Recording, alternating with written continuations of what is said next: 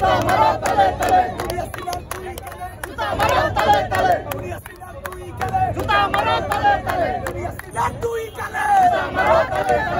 মা চলে আসবে, খুব ভয়ঙ্কর পরিস্থিতি আসবে, ভয়ঙ্কর ভাবে আসবে, সেরকম ভাবে আজকে হাসিনা এসেছে, এটাই ঠিক হয়েছে।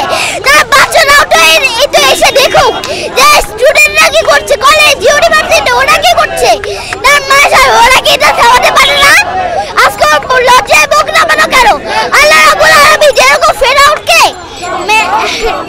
ইতিহাস করে রেখেছে, কোরআনে লিখে দিয়েছে, আজকে এই যে হাসিনার ইতিহাস, এই হাসিনার ইতিহাসকে আমরা এই বইয়ের পাতায় পাতায় লিখবো যে হাসিনা আমাদেরকে আদেশ দিয়েছিল, হাসিনা আমাদেরকে মারার চেষ্টা করেছিল, তারপর আমরা যখন দাঁড়িয়েছি তখন মেডিকেল পাঠিয়েছে, তারপর তারা আসলো, তারপর জুতা পিটা করা হয়েছে। আমি সেটা চাই যে ওটা ওইরকম ভাবে করা হচ্ছে।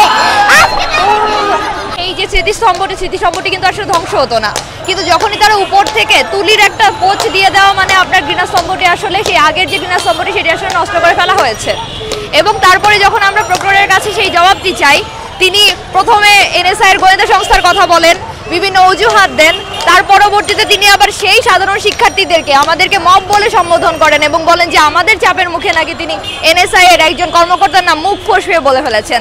কিন্তু একজন বিশ্ববিদ্যালয় প্রশাসন যখন মুখ ফসকে একজনের নামে দোষ চাপিয়ে এরকম একটি স্মৃতিস্তম্ভ, একটি ঘৃণাস্তম্ভ, যেটি আসলে পুরো বাংলাদেশের যে ফ্যাসিবাদ বিরোধী যে চেতনা, যে স্পিরিট, সেই স্পিরিটের যে প্রতীক, সেটিকে যখন ধ্বংস করার পায় তারা নেন, তখন তার বিরুদ্ধে আসলে সাধারণ শিক্ষার্থীরা আসলে সেখানে এক ঐক্যবদ্ধ হয়ে যায়।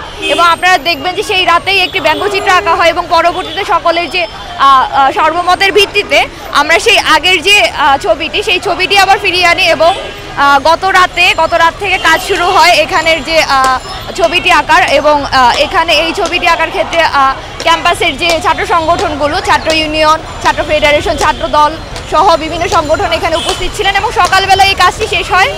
এবং এখানে এই যে আমাদের দুপুর থেকে এখানে ঘৃণা প্রদর্শন কর্মসূচি ছিল, যেটি বর্তমানে চলছে।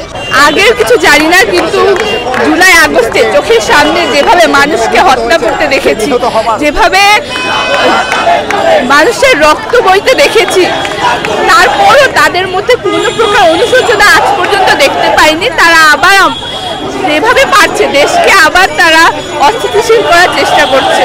অবশ্যই ক্ষোভ আছে, ক্ষোভ থাকবে যতদিন পর্যন্ত না তারা ক্ষমা চাইবে। চোখের সামনে এত ভাই বোনের মৃত্যু দেখেছি, এই ক্ষোভ আমার মৃত্যু পর্যন্ত অবশ্যই থাকবে। আমরা গতকালকে নানা ঐক্যমত্যের জায়গা থেকে প্রক্টরের পদত্যাগের যে দাবি, সে দাবি করেছি। তো আসলে যারা অংশীজন আছে তাদের নিয়ে আমরা আবারও বসবো এবং এই আন্দোলনটা আসলে আমরা কোন দিকে নিতে চাই তাই নিয়ে আলোচনা করব।